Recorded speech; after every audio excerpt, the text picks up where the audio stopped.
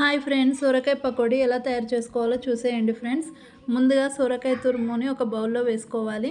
అందులో కొద్దిగా బియ్యం పిండిని వేసుకోవాలి, కొంచెం శనగపిండిని వేసుకోవాలి, కొద్దిగా కరివేపాకు వేసుకోవాలి, కొద్దిగా కొత్తిమీర వేసుకోవాలి, ఆనియన్స్ని కట్ చేసి వేసుకోవాలి, స్పైసీనెస్కి తగ్గట్టుగా కారం వేసుకోవాలి, కొద్దిగా అల్లం వెల్లుల్లి పేస్ట్ వేసుకోవాలి, రుచికి సరిపడా సాల్ట్ వేసుకోవాలి,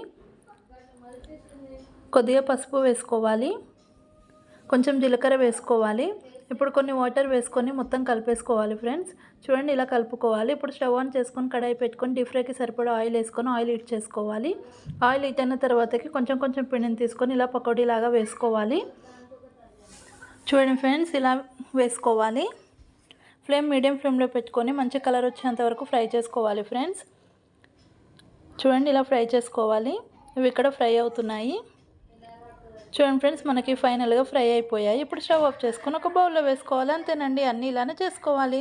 సొరకాయ పకోడీ రెడీ. నచ్చితే like, share and subscribe to my channel friends. Bye bye.